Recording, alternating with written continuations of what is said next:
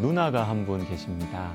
어릴 때부터 참 친하게 지내면서 밤을 새우면서 얘기도 많이 했어요. 대학교 때는 용돈 떨어지면 부모님께는 말을 못 하겠더라고요. 그럴 때마다 누나에게 전화를 했습니다. 그런데 지금도 제 기억 속에 남아있는 어릴 때의 한 장면이 있습니다. 놀이터에서 놀고 있는데 동네 형들이 누나를 괴롭히는 거예요. 그때 저는 누나 곁에서 그저 소리를 지르면서 울 수밖에 없었습니다. 힘이 없으니까요. 우리 누나를 위해서 해줄 것이 우는 것밖에 없었어요. 마음이 많이 아프고 괴로웠습니다. 그러면서 이런 생각이 들었습니다.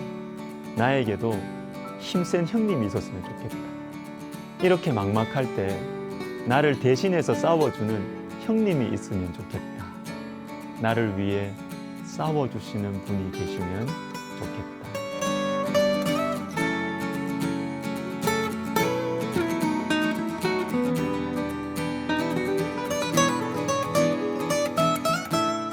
여러분, 오늘 본문 39절을 보십시오.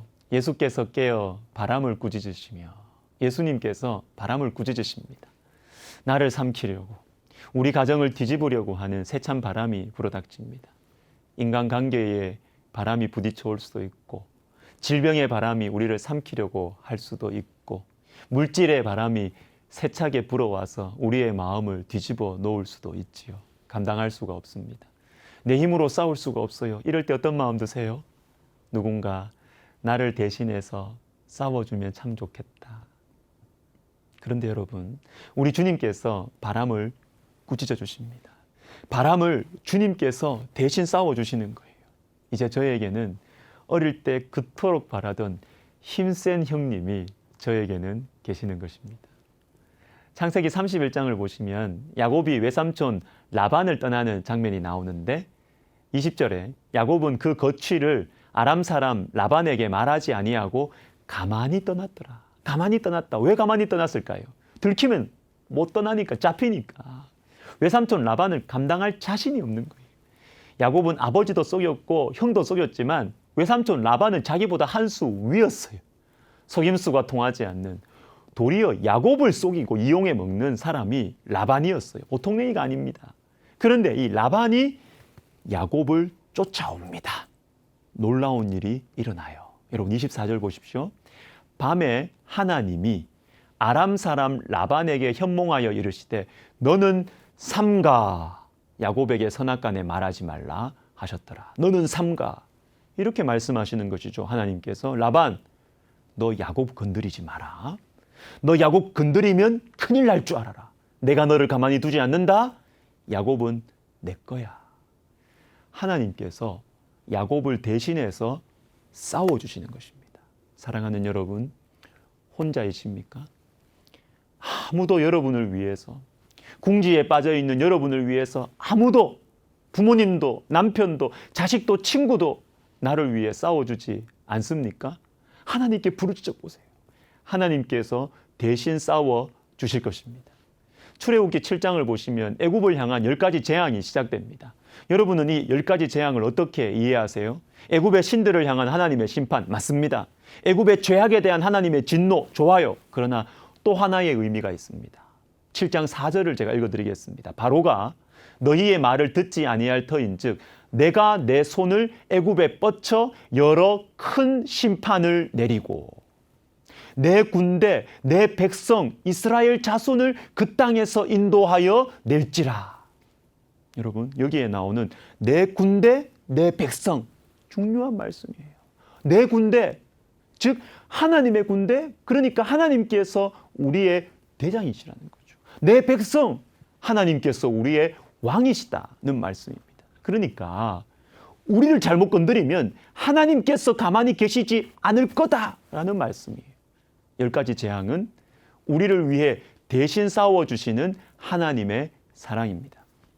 예수 그리스도의 십자가가 우리를 위해 대신 싸워주시는 하나님을 가장 잘 보여줍니다. 골로새서 2장 14절과 15절, 우리를 거스르고 불리하게 하는 법조문으로 쓴 증서를 지우시고 제하여 버리사 십자가에 못 박으시고 통치자들과 권세들을 무력화하여 드러내어 구경거리로 삼으시고 십자가로 그들을 이기셨느니라. 우리를 거스르고 불리하게 하는 법정은 이게 뭐예요? 우리가 약간의 실수, 약간의 죄라도 범하면 우리를 비난하고 협박하는 사단의 강력한 무기죠. 그러나 이 무섭고 강한 대적을 우리 주님께서 이기셨습니다. 어떻게?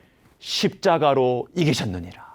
여러분, 십자가는 연약함의 상징이 아닙니다. 겉으로 보면 가장 약한 것이 십자가이고 가장 비참한 것이 십자가입니다. 그러나 십자가는 능력입니다.